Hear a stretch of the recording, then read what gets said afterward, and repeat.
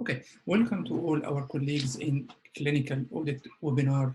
And my name is Walid Al-Habashi. I'm an anesthesia and critical care consultant in Egypt. This lecture will go live on my YouTube channel as well as here in the webinar.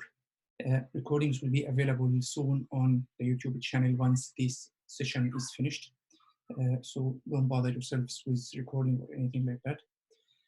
If you don't know what is my YouTube channel or my social media, everything is on my website that's mentioned here. It's www.walidalhabashi.com. Last point I want to emphasize before we start our webinar, this webinar is not accredited, and I'm repeating again, there's no accreditation with CME hours or CPD points for this webinar, just in case you don't know that or it's a bit frustrating for you. So there's no CPD points for this session. And I am expecting this session to run around 60 to 90 minutes on maximum, including your questions. If you have any questions anytime, there is question answer button down in your screen, so you can put your questions, but I will keep all the questions in the end of this webinar.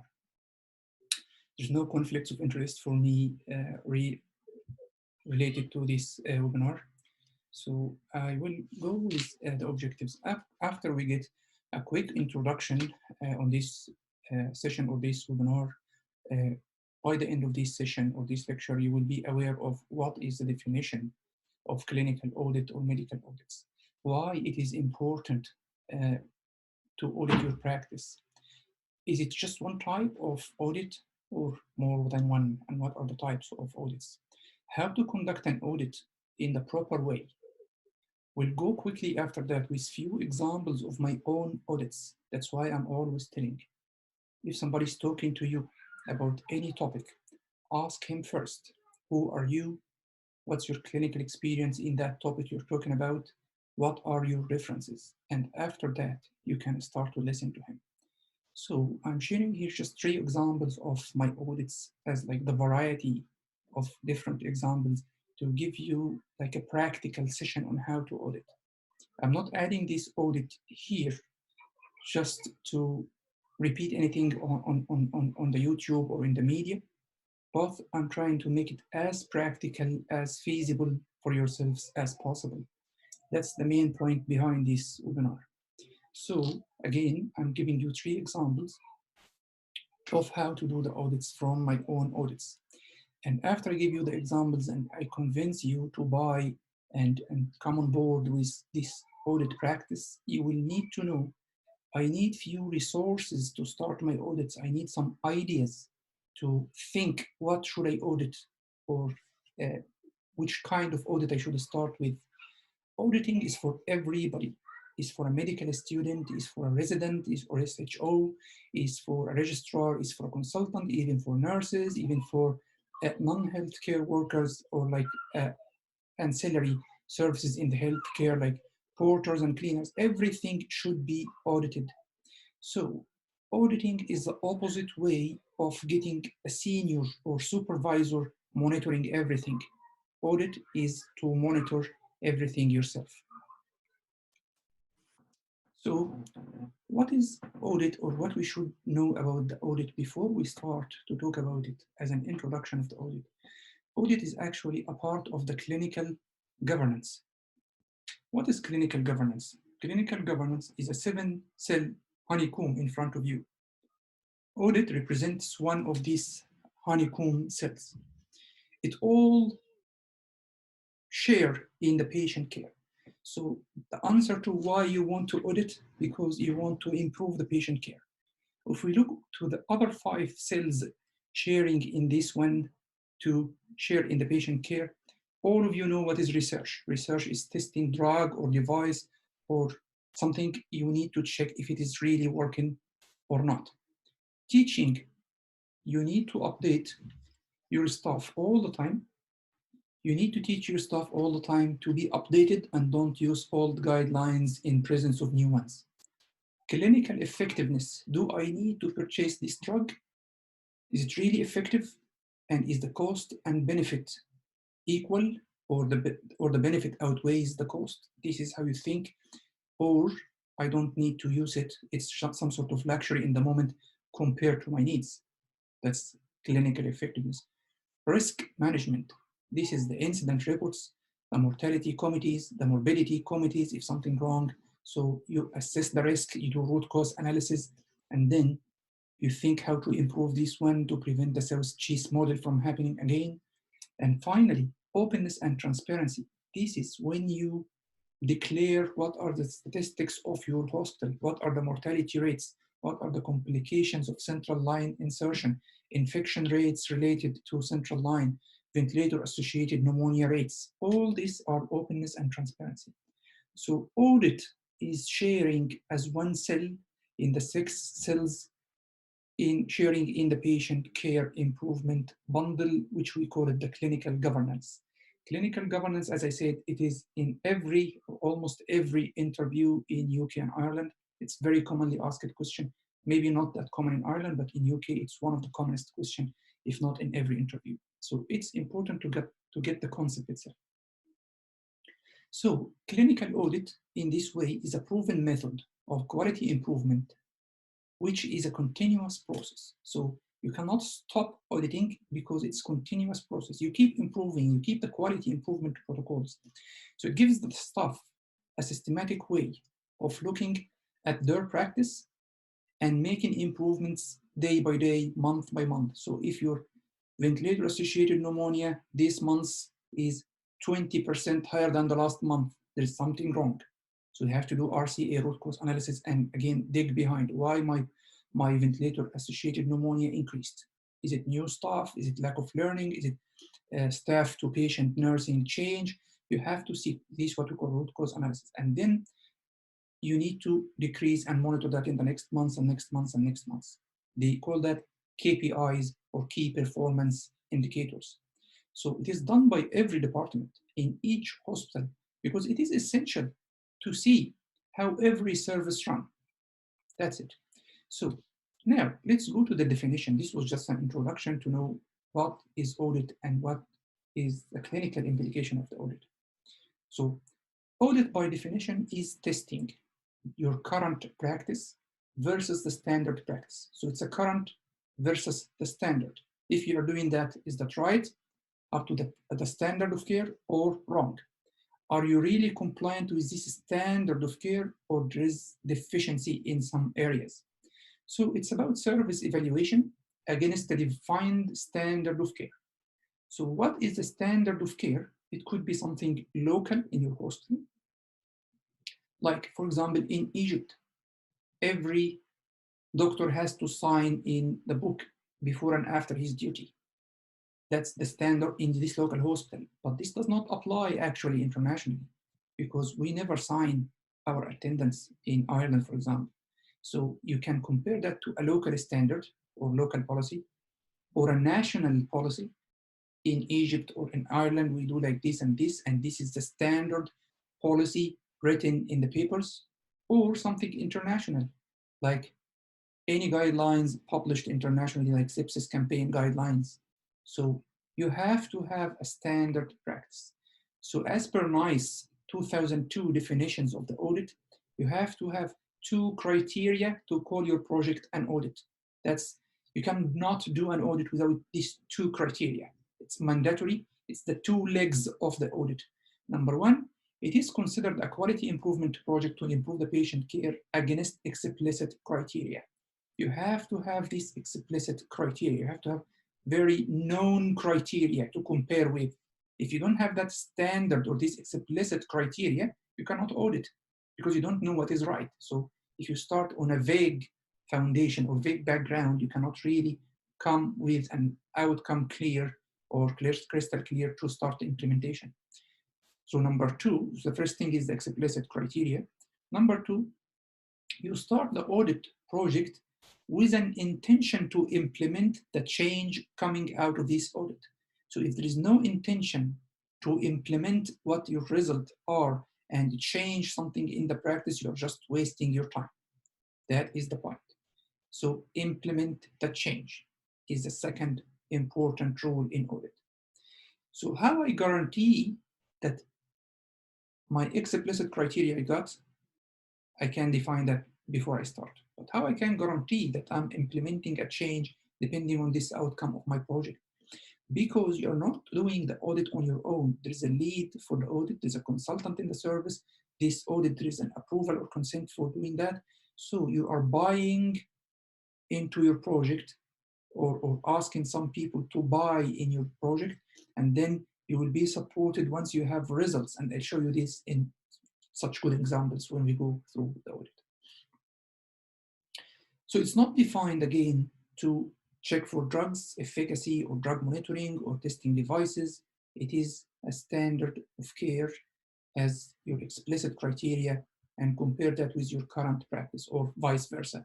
Compare your current practice to the standard practice in somewhere, and you will mention that.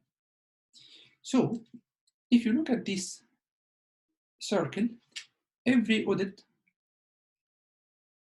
looks at your own practice and follow a systematic process. So audit is not a straight line. Audit is a circle, or actually a cycle, and we'll go on these details of the cycle in the next slides.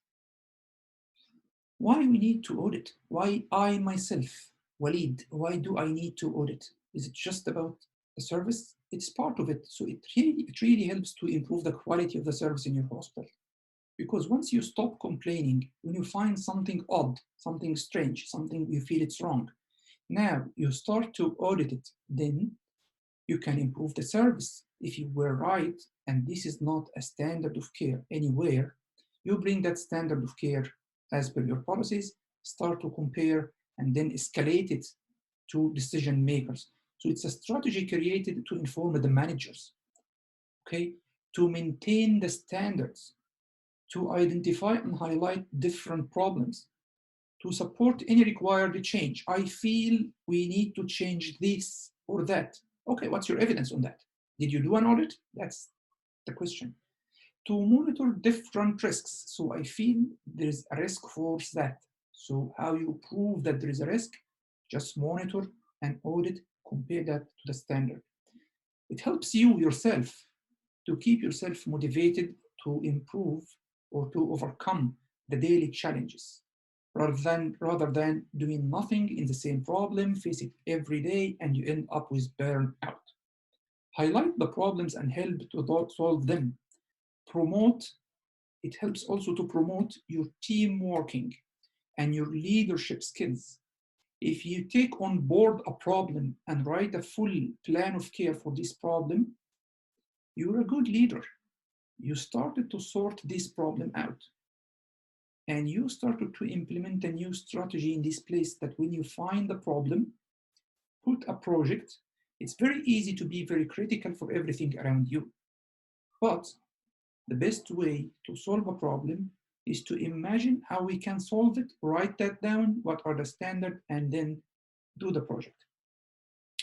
And finally, it really empowers your CV and enhance your communication skills in the hierarchy, because you will communicate with everybody to run your project, with the nurses, with the technicians, with your department head, with the CEO, because once you started to implement your project, now you find you're communicating much more frequent than before.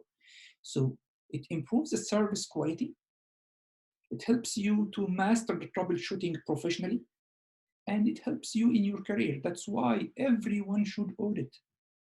From the students, the medical students in European countries, to the consultant and head of department, everyone is concerned with audit. So what are the types of audit? Audits are three main or major types. The first one is personal audit, or self-audit if you wish to call it. Every one of us is very subjective, is very biased on himself. So if you ask me, okay, what's your impression about your central line insertion after 20 years of practice in anesthetics? Definitely, I will say I am putting central lines perfectly. That's my biased view. If you ask me after 1 year of practice, how you put central lines, I will say I am putting central lines perfectly or near perfect. This is how you see yourself. That's the biased view. But how to judge yourself in an objective way? Audit your practice. This is what we call self or personal audit. I will show you a good example for that. Second type of audit is the local. Local audit is most of the audits that we do. You need to have a supervisor or an audit lead, and you have to have somebody like on board with you to keep monitoring the whole process. Otherwise, you may be yourself biased with data collection. So local is in a hospital or in multiple centers in one trust in UK, for example. So it's local. Or national audits. The most common example for the national audits, I know that most of people here maybe not anesthetists, but you have the NAP, National Audit Projects of UK. Just write in the Google, what is NAP, National Audit Projects of UK? It's a series of national audit project. So each year or now and then, I think it's every year, they select one important topic. And then they start to audit the whole country, every hospital in the country on this one. You can read the reports, it's published online. So NAP 3 was about neuroaxial block complications. NAP 4, it's about airway complications. It's about the awareness. NAP 5, how is the incidence and is it really a serious problem, and how extensive our awareness, what is the precipitating factor. So we are auditing on the national level in UK. NAP 6 was about allergic reactions, and these are the reports. You can read every report is like 40 to 50 pages. So that's how United Kingdom is improving their practice. There's same national audit projects everywhere in the different countries. So this may give you a good idea how the audit is an essential problem or essential part of our practice, essential concern that we need to take care of. So now reaching how to audit. What are the steps to audit anything? The first thing is identify what you want to audit. Is it a new audit? So you are initiating a new audit, or you are continuing from previous colleague who started to audit something and he came out with some recommendations and then you are repeating his cycle. As we said, audit is a continuous process. So it's a circle after a circle, cycle after a cycle. So you identify your project. Are you starting something de novo, or you're repeating an audit, which can be okay as well. Then once you decide what is your project, what you're gonna audit. For example, I'm good auditing perioperative hypothermia. Then I will start to look at what is the standard and look into the details of this standard. So what is hypothermia, the definition of hypothermia? If you consider 36.5 or 36 or 35.5, what is the standard to say this is hypothermia? Then perioperative. Will you take perioperative in the pre, intra, and post-operative, or just post-operative, or just intra and post-operative? So the standard, what is the standard? How people audited the same problem previously. And then, if you are monitoring for post-operative, will you monitor that for 12 hours or 24 hours? So the duration. So there's a lot of details in this standard, and this is the most time-consuming part of your audit, to find what are the standard. You will be very lucky if you're looking at something with your hospital policy and procedures is written for. So for example, once emergency patient is referred to ICU, the guideline says that he needs to be in ICU within 60 minutes. So we are auditing this one. That's our audit target. So we know once the time is recorded for referral, we need to count 60 minutes. So you have the standard here. So it's an easy way. But sometimes you are creating a new project, you have to look for the standards for it. Then finish your paperwork, get your approvals, and then start to collect the data. Once you do the data collection, you go for analyzing your data, and then depending on the analysis, how compliant we are, depending on our results? And is there any recommendations and how to implement these recommendations? So this is the audit simply. So once you come with this recommendation, the implementation of this result is none of your job. You're not responsible for the implementation of this one. So your recommendations are given to the audit lead or to your next in the hierarchy, and then you can follow up what happened in your project. But you still can share and can help with the application, because again, you are like the most aware person with this project and its inclusions. So you may solve any mysteries or help with the application of these recommendations. Again, I don't prefer to look at the audit in this straight line. I just prefer to be in a circle or a cyclic way. So you identify the problem, start by searching on what is your standard, collect your data after you get the approvals from your hospital, if it needs to be approved, if it's not a personal or self-audit, and then analyze your data, get the change, implement the change. After the change happened, you need really to re-audit. So here in the identification, you are repeating the audit, or you are repeating second cycle. So I mentioned twice, you need to get your paperwork done. Before you start any audit project, look in the papers. Look in your hospital policies and procedure guidelines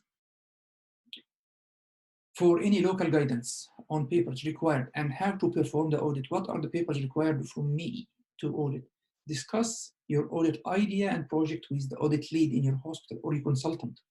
If you don't have an audit lead, you may just download clinical audit proposal documents from the NHS and modify them as per your hospital needs. So change the hospital address, the hospital name, okay? And I am leaving this document in the references on the YouTube. So any reference I will use in this webinar will be left on the Facebook and in the YouTube channel in the first comment. So you can search for it. So here, this is just an example from NHS. They call that version 6 of audit project proposal form. So here it is asking what's your specialty. It's easy question, just no problem. And who is your audit lead? Who is the senior audit supervisor? Is it a new audit or re-audit or pre-audit? You can do something like pre-audit.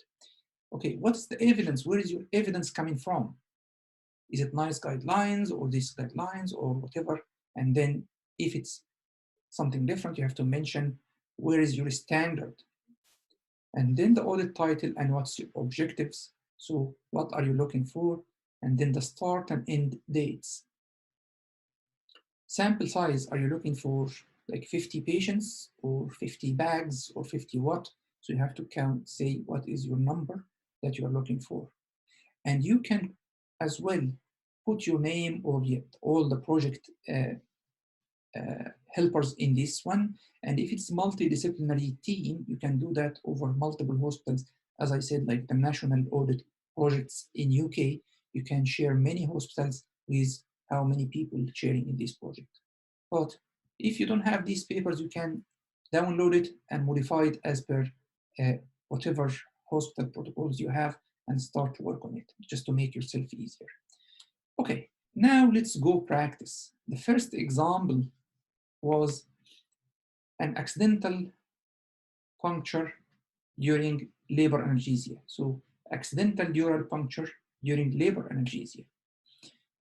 So I had a story in 2016 when I arrived to Ireland in Cork University Hospital. The first 3 patients I made an epidural. 2 out of the 3 became wet tap. Wet tap, for the non-anesthetist following me here, means you puncture the dura. It's a common complication with an incidence rate around 1 to 2%. So it's a complication that's well known, but when you make it 2 patients in the first 3 in the hospital, there's something wrong. So that gave me a little bit of pressure. So now my incidence rate of dural puncture is 65%. And the maximum recorded rate is, we're talking about 6%. So I'm tenfold higher risk to cause dural punctures compared to anybody else. That's huge. So there's two ways to solve this problem. Everybody I meet, I keep saying it's bad luck, it's rusty hands, and I start to defend myself. I am biased. Nobody will listen to you. And if anybody listens to you, they will not be like will not be justified. This is very biased. This is subjective assessment of yourself. Actually, each case of these two cases had a problem caused this tap. So I was able to justify myself. I'm not going to give you the reasons behind this one. It's behind this discussion. But there was another way that is very objective that can help me to say I am innocent. My standard is not below any other colleague internationally. Okay, so the other way, which I really preferred to look at myself, is how to judge myself objectively. I started accidental dural puncture self-audit. So the idea is, number one, I'm looking at my failure rates, not just the dural tap. So how many epidurals I put in this, for example, 4 or 5 months. So you are either target a duration or number. So I made myself 4 months. That was the time I was doing the rotation in that obstetric hospital, 4 months. So I will do every single epidural audited or monitored. And I will have a supervisor to check with him, will I consider this as failure or not? So you are not putting the standards. Second step, look at what rates the epidural puncture or postdural puncture is happening and the failure rates happening and how many times you got everyone. So the first thing, I had a look on the overall research. I found in a North American survey that the incidence in 137,000 deliveries, they found 0.4 to 6% to 6%. So the maximum was 6% as per this study. And in another UK obstetric hospital, they found the incidence is around 3.6%. Okay, that is very general. If we are talking about 0.04 to 6%, who they are talking about? Which category of people? Are they talking about a new senior house officer, SHO, or a new resident, or registrar, or senior registrar, or a consultant? Because in fairness, you need to compare yourself to the same level of your practice. So that was another search in the internet. So I found one old study that can classify the dural taps as per the level. Senior registrars to consultant is something between 1 and 2.1 compared to registrar, which was 1.2, and SHOs, which was 1.9. So now I can put myself in the category because I was 20 years of practice, or at this moment I was 16 years of practice. So I should put myself in the category of senior registrars and consultant. It's unfair to put myself here. That will be like comfort zone for myself.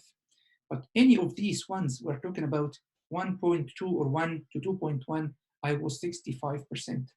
And then these were my numbers.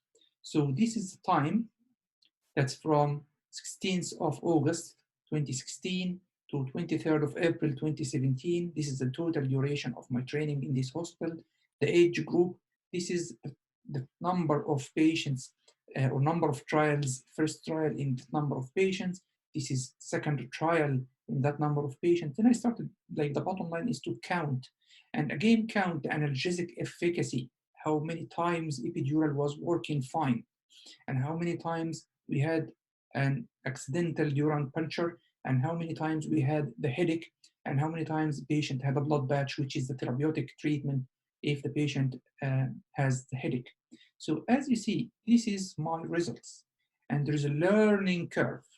As you see, this red one is the analgesic efficacy. It comes like with a learning curve. So the more time you practice, definitely, the more time you improve your analgesic efficacy, because you know that when to put this catheter at what level, and this is you're new to this country, so maybe people has different demographics or different body build or whatever. So there is a learning curve. But look at the complication here. Dural punctures had happened in 3 times. So this is accidental dural puncture, including the first 2. So if you compare here, accidental dural puncture, in 209 cases, I got 3, so my incidence rate is 1.4. And then after that period, I stopped auditing myself. So the conclusion and recommendation from this audit, I am not below the international standard for the seniors, either consultant or senior regs. I may need further audit to compare between loss of resistance using air and saline, because in my audit, I made it in 2 different techniques. I used saline in some patients and air in some patients, because the first 2 cases was puncture with using loss of resistance of air. So this may be a good idea for your next audit. So now anybody asks me, okay, how many taps you had in the last 3 years? And I say 3 out of this number of cases, and my incidence rate is like so. Now I can defend myself. But if you just come and say, no, I'm the best one doing epidurals, this is biased. You get the point? So that's the idea why we are auditing ourselves. Scenario number 2. That is the second scenario here, and it's not a self-audit this time, it was a procedure audit. So I call that endotracheal tube balloon pressure audit, and that was done in the Mercy University Hospital, and this is like 2 cycles of the audit, and third one is waiting for, so it's still ongoing audit. But I need again to define what is my aim, what is my target, what I want to measure, and then what is the standard or the goals of this audit, the standard and goal for this one, and what is the recommendation at the end. This is what I'm going to discuss. So endotracheal tube has a balloon that you need to inflate at the intubation to prevent micro aspiration, and if the pressure or if it is overinflated with higher pressure, it causes mucosal ischemia. So the animal data indicate that cuff pressure should be allowed only for 30 centimeters of water. So if it is more than this, significant drop in the blood flow to the trachea may cause complication. And that's even after 3 or 4 hours. Okay, so use pressure gauges to monitor that one. And again, if you are measuring a pressure less than 15, that causes aspiration or microaspiration and pneumonia. So you cannot be underinflated or overinflated. So that was the idea. So I was searching for what is the cut-off pressures to maintain normal cuff pressures. So it is around 20 to 30 from the research. So that was my cut-off. Okay, then I started to implement my protocol. What is the standard of best practice or target of best practice here? So the target is 100% of cuffs. The pressure should be measured and documented after each intubation, and 100% cuffs should be correctly inflated with a pressure between 20 and 30. Some people are just testing the cuffs with their hands and think they are doing the right thing, or some people depend on the air leaks, and that's the common practice at this point. So I was testing that one, and I know what is the standard. This is the pressure gauge I used to check for the pressures in the endotracheal tube, and I'm checking on different patients in different gases. So some people used air oxygen, others used nitrous oxygen. So that's how I audited that one. So the number of patients we checked randomly during certain period of time, it was 25 patients. The mean pressure was 54. The median pressure was 50. The lowest pressure was 10, and the highest pressure was 120, which is the maximum on the pressure gauge. Air to nitrous versus nitrous, so oxygen is used on all patients definitely. Air versus nitrous was 23 to 2 patients. To 2 patients only used nitrous. Air leaks was detected only in 2 patients compared no air leak to the other 23rd. Endotracheal tube size was ranging, it was an adult hospital, so from 7.5 to 9. The volume used was between 3 and 10 mils. The maximum volume used to inflate the cuff was 10 mils, because this is the maximum syringe we use. Person correlation volume to pressure was 0.6. That means there's no correlation actually between the pressure, and I'll show you that in the graphs. So this is my data analysis to these results. So I collected the pressures, I collected the data, and started to analyze. Then, if you look at this graph, this is the pressures in blue, and this is the volume I used down here. So if you see 5 milliliters sometimes generate a pressure of 12, and 5 milliliters sometimes generate a pressure of 120. So there's no correlation between the volume you use and the pressure. This is the first finding we found in this analysis. So to go to this one, the gray area, this was the minimum or the optimum pressures, 15 to 30. Out of 25 patients, only 20% was in the gray area. So higher pressures are documented on those number of patients or on those percentages of patients, and low pressures with high risk of aspiration pneumonitis in this percentage of patients. So 80% compared to 20%. Now, you know that there is a problem from this data analysis from this audit. So the recommendation, our endotracheal tube cuff pressure must be set and monitored with manometer, not with your thumbs or with leak test, because it's not that accurate. It's a bit subjective as well. We need to recheck cuff pressure after positioning changes for the pneumoperitoneum. So that's a surgical part of the surgical procedures we do. And re-audit to close the cycle in 3 months period to check if there is any change in the results or the current practice.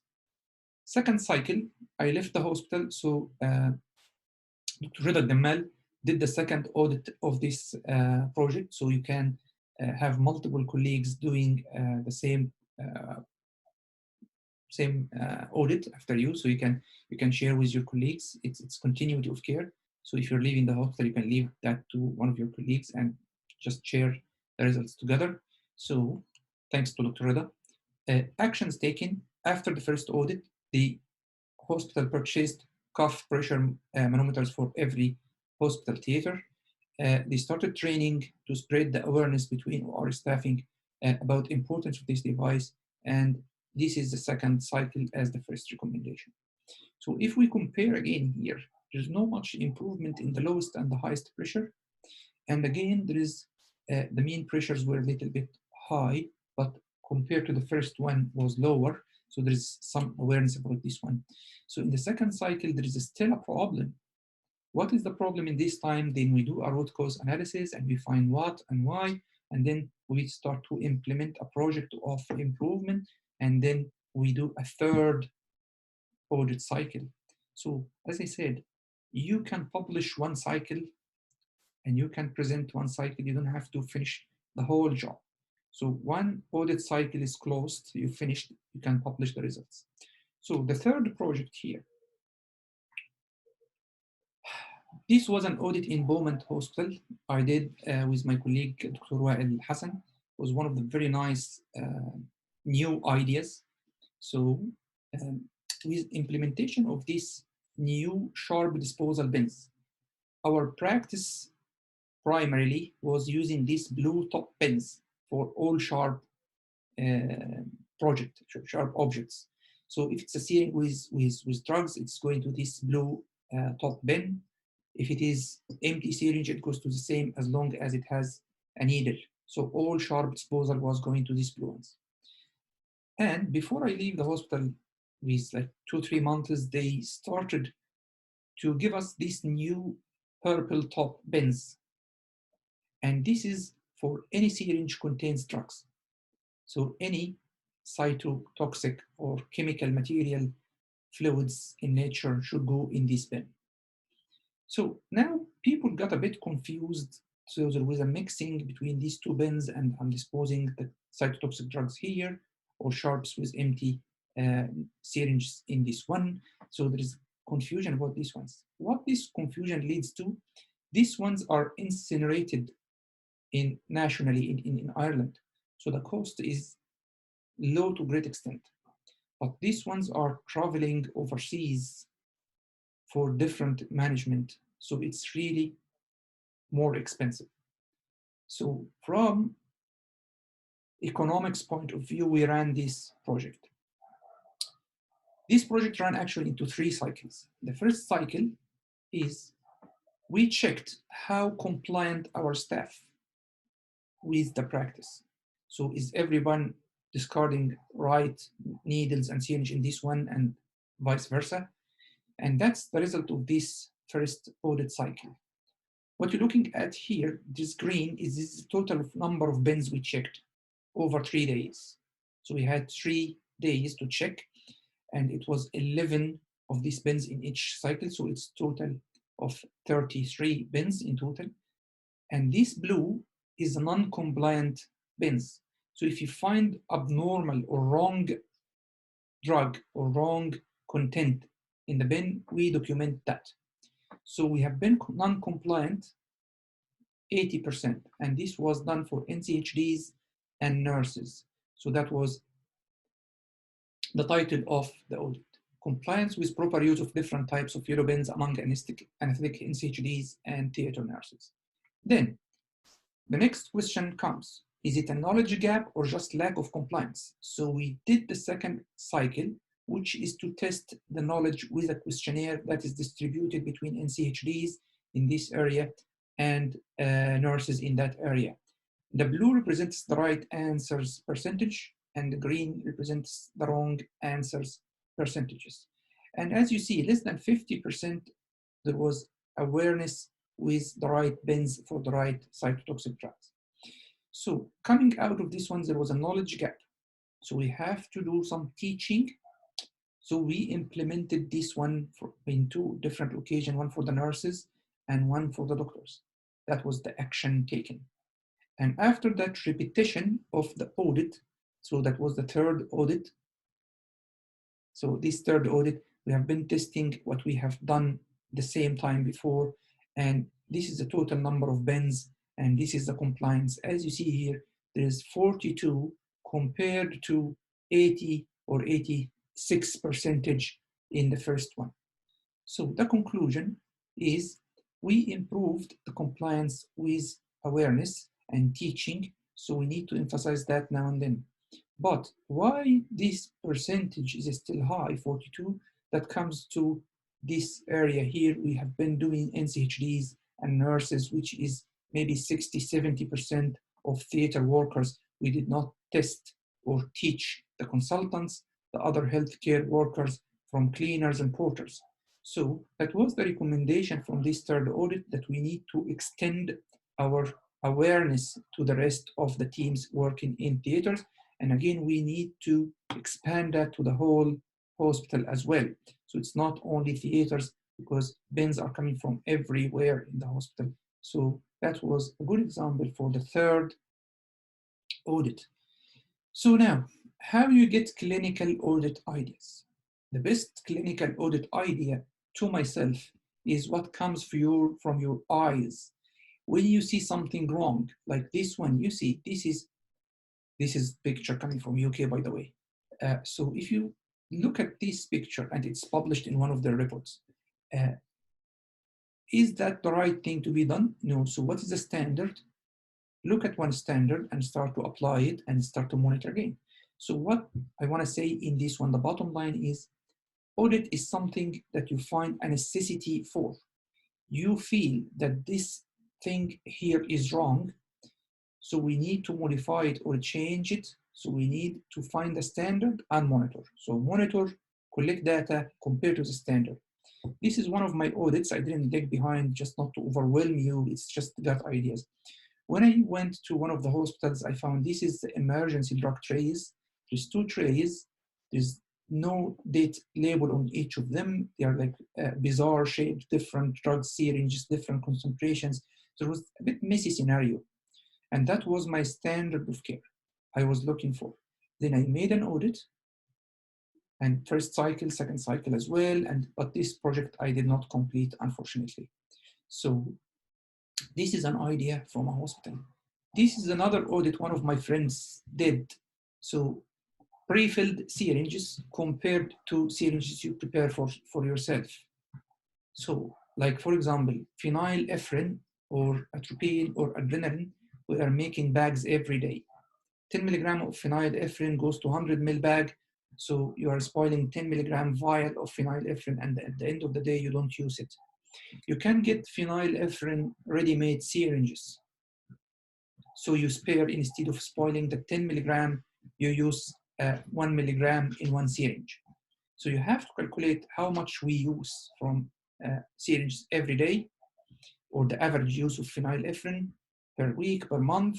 And if you use this one, how much will it do cost reduction? So this is your audit. And my friend got the end of this one. Okay, so this makes cost effectiveness, like it saves us this number of thousands of euros per month. So he can conclude or recommend to purchase the phenylephrine ready-made syringes. That was kind of audit. Stop before you block. This is a practice and recommendation from NHS and every guidelines now. Stop before you block. That means before you put your needle under the skin to do any regional anesthesia, you have to stop and check for few things, and you can find a checklist with these things. The first thing is you confirm that the patient is the right patient and the right side of the procedure, so you don't block the left side instead of doing his right side procedure. So right patient, right procedure. And third question, does he have any allergy to any medications you are aware of? Okay. And number 4, do you know where is the antidote for the local anesthetic toxicity? You ask your nurse. This is the 4 main questions in a stop before you block. Or there is a different hospital policies and practices guidelines. So just look at what you want to apply. But this is a good example to monitor. Are we applying this or not? If it is just randomly checked, you don't know what is the exact size of the problem. This is what I want you to know. So just think, what are you missing, or what is the main problem in your place, either as a student or healthcare professional working in real life. That's it. So ideas, there is a lot of ideas in this book. Ideas for audit, a practical guide to criterion audit and significant event analysis, again by few colleagues in 3 colleagues in UK, Dr. Paul Bowie, Dr. Alison Gravy, and Dr. John McKay. And this book is actually for free online, and I will leave a link for it again in the sources. So this book is full of ideas, but it is all, or almost all of them, in anesthetic practice.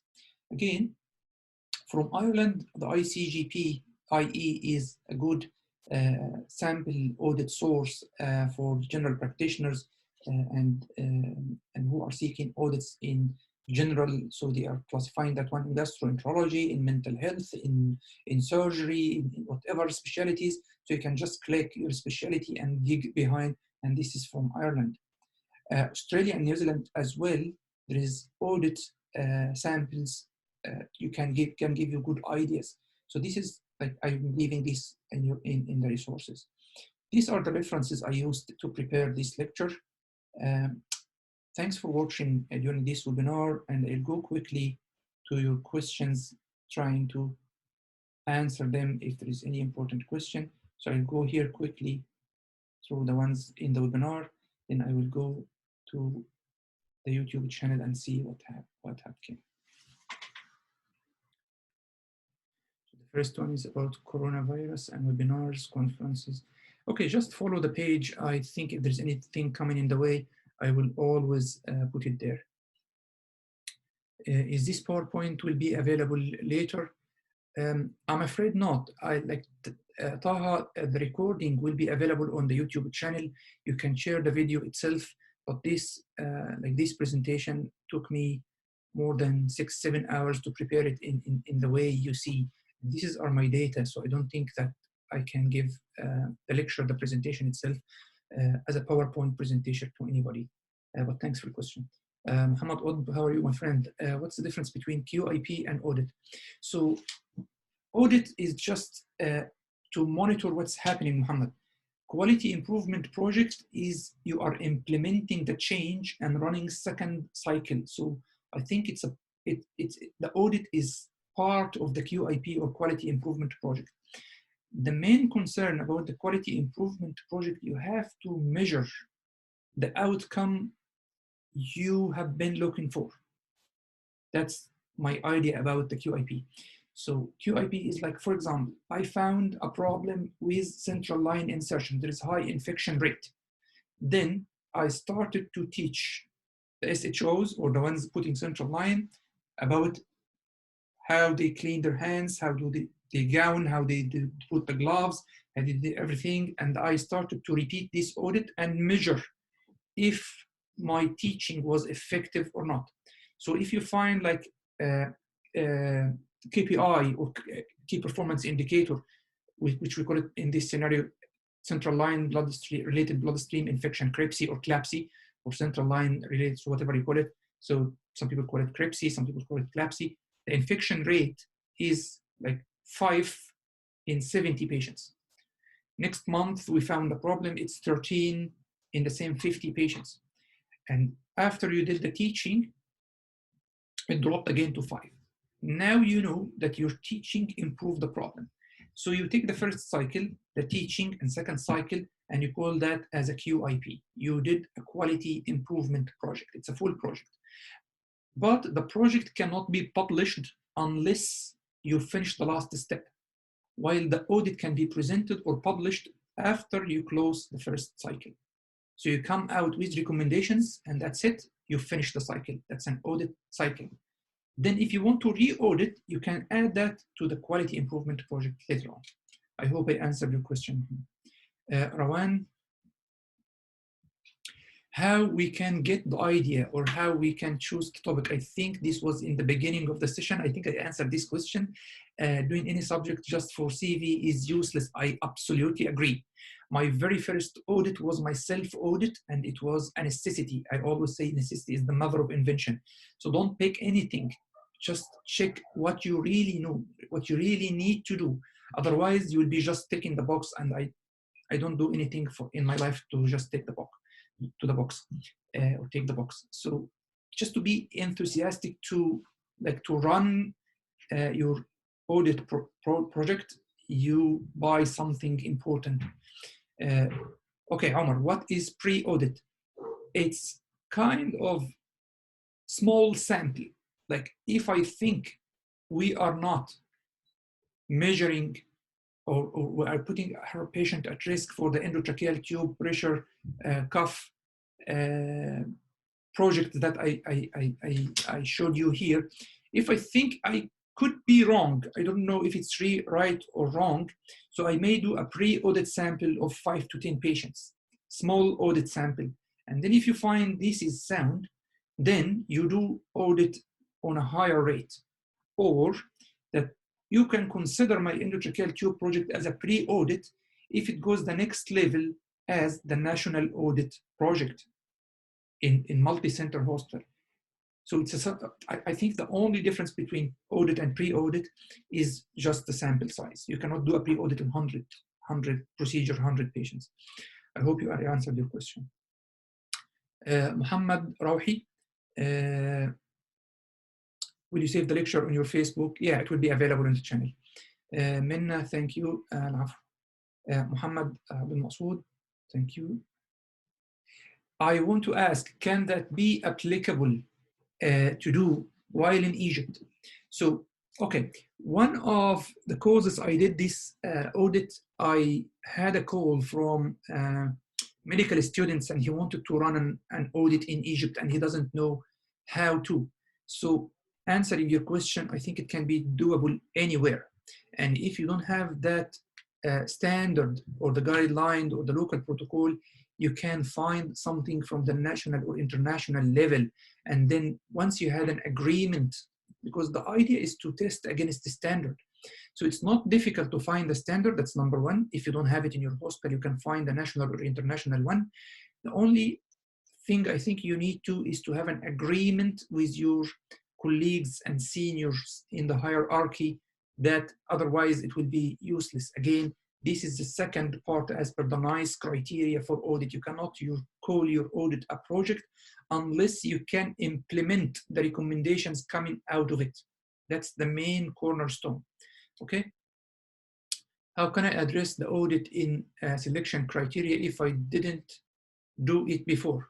You cannot. So if you don't have selection criteria, I don't think you can run the audit. Like it's not doable. If I got your question correctly, it's like any research. You have to put the criteria of everything you will need. So you have to use your imagination and think, okay, like I need this and that, so I need to put this criteria in the beginning.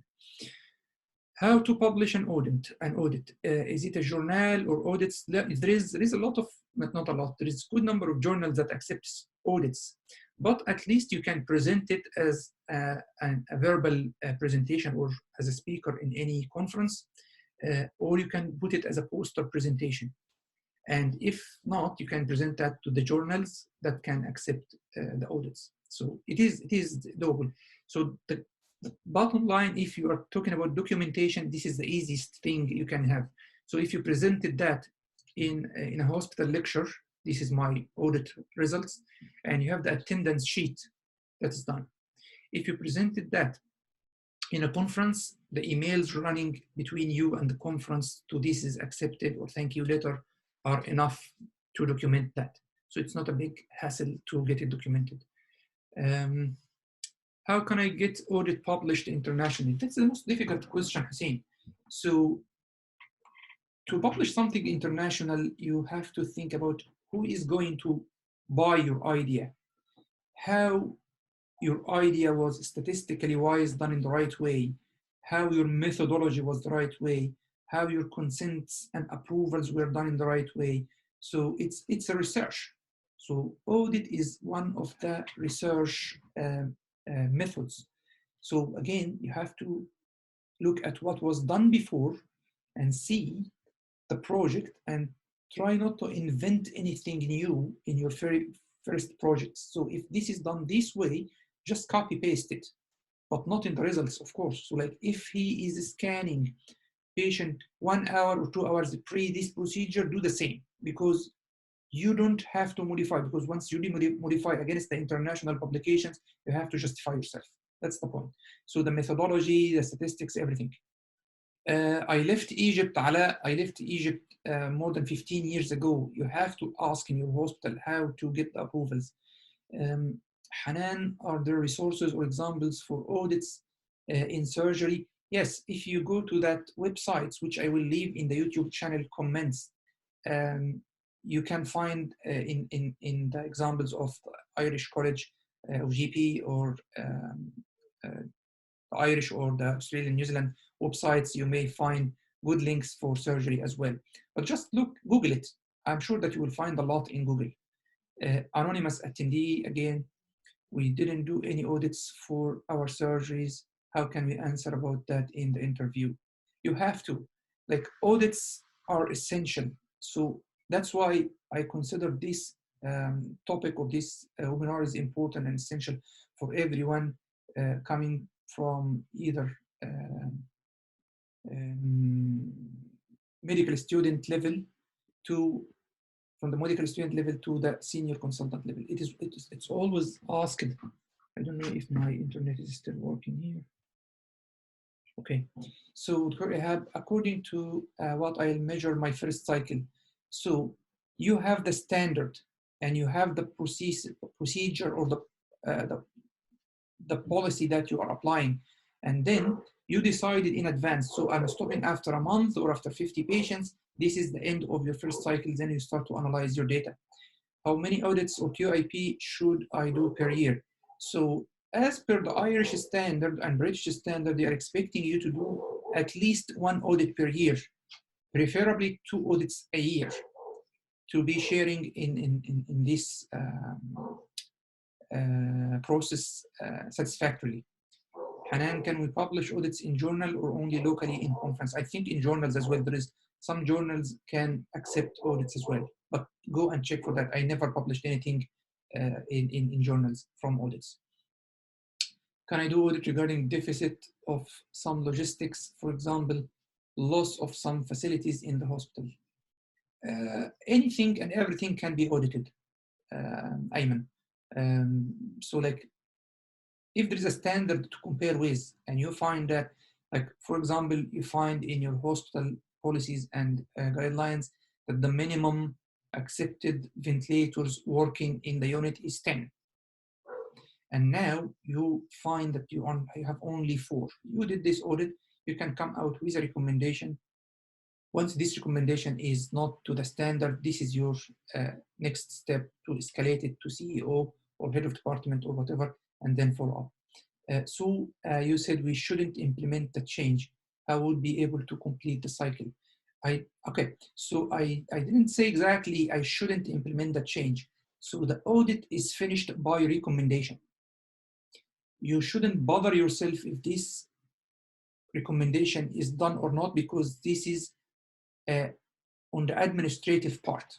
Like, they should buy your idea, and if you are not compliant with the standard, they should do something, root cause analysis, and start to do the change. Your recommendation, like for example, the audit project of my endotracheal tube pressure. My recommendation was to purchase this manometer to check the endotracheal tube cuff pressure. You got that? This is the recommendation. This is the end of the first cycle. So I can present that. But I need to follow up. If I'm planning to do second cycle, I need to follow up of what happened to this project. So I will liaise with the consultant to see, did we purchase these ones? Okay, when it's coming, and when it comes, I start to training and monitor the training of the staff. And then after I feel it is okay, now we train the staff, now I can do the second cycle. Because there is no point to repeat the second cycle without implementation of the first recommendation. This is what I meant. Maybe I misinterpreted that. Is CA need to standardize the other hospitals? I didn't understand what is CA. Okay, Dr. Ashraf Budar, same question I answered before. Yes, you can publish it in audit journals, to my knowledge. How can I give my audit a stronger credibility to make use it in my CV? Again, it's the design. It is the standard you are applying for. It is the idea itself. It's everything in your audit. Audits in psychiatry. I'm afraid, Ala, this is not my field, so I cannot really give you any tips in that regards. So again, anonymous, so audits that would be mostly appreciated abroad. The main concern, if you did an audit and it is documented audit, they know that you are familiar with the process itself. So the main idea when they are asking you about the audits, they are asking you if you are familiar with the process, because once you are working in their hospitals, you have to engage yourself in one of the projects. So you will not start learning audits from overseas when you arrive in the country. And the idea itself may be discussed if they are interested in new ideas for auditing. Like my endotracheal tube cuff pressure, when I was working or doing an interview in the pediatric hospital, they read that line in my CV and they found that I did this and that in this project. So they asked me, give us more details about this audit you have done in the Mercy Hospital. And then I talk about it, and then they implemented that in a pediatric hospital, and that was published recently. So again, they can get new ideas and start to implement it in their hospitals. Okay, what is the difference between audit and research? That's a good question. So audit is the practice against the standard, the current practice versus the standard practice. I'm not testing anything new. So it's not a drug testing or machine testing or anything like that. This is the research. Double-blind study comparing placebo versus ramipril in treating diastolic dysfunction, for example. This is research, okay? So both of them share, it is prospective. Both of them share the idea if we need to compare something to another, which we are comparing our current practice to the standard practice.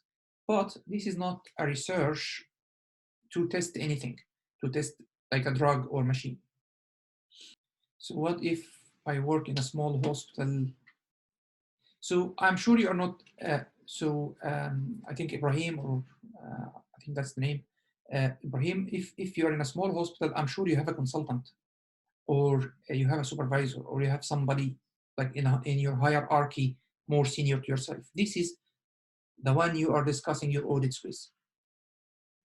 So is it accepted that the results of the audit come out to be insignificant? So definitely yes. You are auditing, you don't know the result. If you know the result, you don't audit. Like if I know in advance that this is causing harm, why should I audit? Because this is like against the standard of care. But if you are not sure, this is the time it may come yes or no. Significant or insignificant, it's fine. So like this is the result. I cannot judge the result because I am honest man. So, or I'm supposed to be an honest when I'm doing my project. How many cases? Okay, so how many cases? I don't know. It depends on the standard audit sample size in your practice. So if we're talking about IV cannulation is different from Swan-Ganz catheterization, for example. The only guide to pressure at cuff between 20 to 30 is flow meter, not the volume. What do you mean by flow meter, Mahmoud? I didn't get this point. If you can write for me and in the answers, in the questions again. I don't know what's the flow meter. It's a pressure. So the pressure between the cutoff pressure 20 to 30 is a pressure. So you measure by pressure gauge 20 to 30 millimeters of mercury or centimeters of water, whatever your machine looks like. How much time it takes to complete a whole QIP. So I'll give you a good example of one supposed QIP that I was talking about in the last week, the conference. So I found that there is a necessity. I made a survey. A survey came with 300 plus volunteers solved this survey. Then we ran the conference, and then I got, like after the conference, I got a feedback with 200 people. So this is a QIP that was done around a week. So time frame is, I don't think it's an essential part in all the projects. It depends on what's your project and what you want to test in this one. Can I audit concerning something to risks patient? No, I think Ahmad Tariq is asking, can I audit something that that risks the patient? If you think that there is any risk to the patient, I don't think you should audit that. You should discuss that immediately with senior colleagues to prevent harm. So this is like harm prevention in this way outweighs the auditing process itself. Auditing process takes days and days. Okay, what is audit lead and audit supervisor? This is different people in the hierarchy, Omar. So it is defined by the hospital administration. The audit lead could be in the trust, so he's like leading multiple hospitals, but the audit supervisor is maybe one or two in the hospital, or in one in each department. So it is by a hierarchy in different hospitals, different number. Can we repeat any audit that was done before? Yeah, like the idea of audits is repetition. You find the good ideas, you have to repeat that, because if you are doing that in different hospital, so it's changed. So that's a new audit in your place. That's a new audit in your hospital. In ET tube cuff pressure monitoring audit, do you collect data from colleagues you taught them, or it was personal audit? No, it was not a personal audit. So I collected that because we tend to document how many mils, and I was coming inside a theater randomly, and I'm asking my colleague, is it okay to check your pressure gauge because I am auditing something? I don't declare the audit clearly, and he says it's okay. So I just measured the pressure. So I measured, I took how many mils used, and I measured the pressure myself, and then after that, if it's really high pressure, I decrease it with the pressure gauge without telling him, or if it's low pressure, I increase it, but without telling him as well. And that's the idea. So it was quick audit anyway. So like we came with recommendations very quickly, so there was no patient harm. An audit is accepted without re-auditing.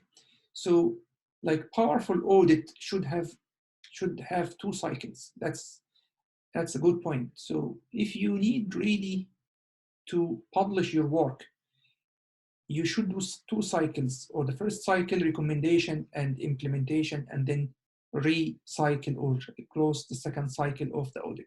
This is to be powerful project. But audit itself is just the first one. But it's just to strengthen your audit, you need to do 2 cycles.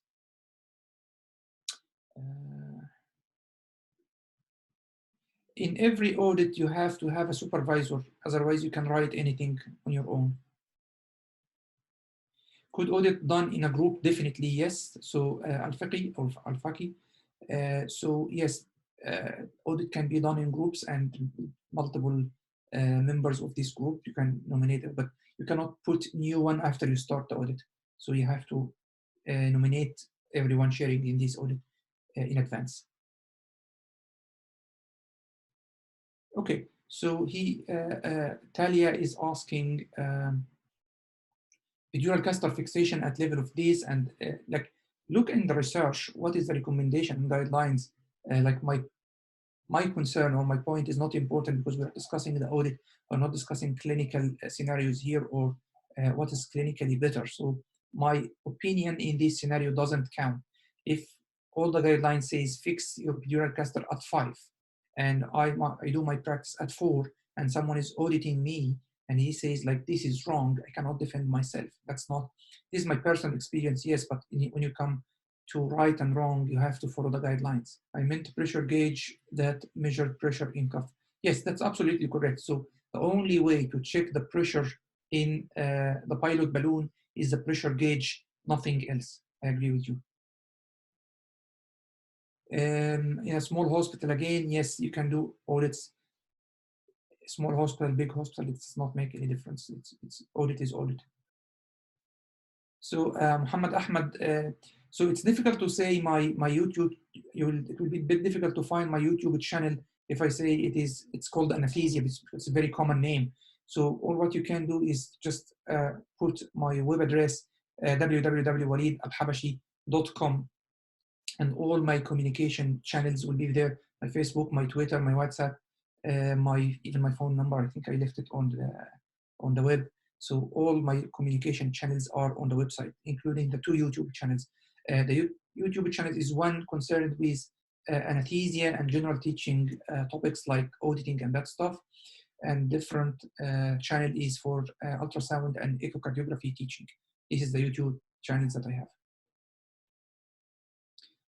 Could the standard source be a book or a paper? Whatever you have an agreement with your audit lead can be fine, unless it is dated guidelines. So you can't bring a book from 1985 and take the standard from it compared to the guidelines that was published a couple of years ago. I'm not working in a hospital, but in a polyclinic now. So again, the best audits are the audits coming from your real practice. If you feel there is a real problem,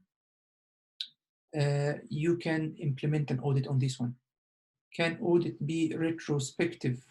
I mean, collect data from medical records, then to test against the standard. I think it could be done, Ala or Ala, I don't know which of them, but I think it could be done. So it could be prospective or retrospective. I think prospective is not mandatory to run an audit, but again, you need to see that one with the supervisor again. So I look here on the internet, on the YouTube channel. Okay, how can I prove that I have made an audit? Yes, I said that you can prove it with any sort of documentation. So your audit supervisor can write a letter for you, and that will be enough, or just an email from the conference you presented your audit. Like anything they will accept as a proof of your audit. Hospital guidelines. I don't understand the question.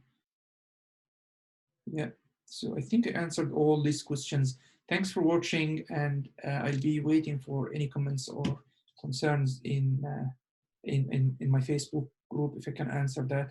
And I think that was more than enough when we are talking about the audit. Thanks very much. See you soon.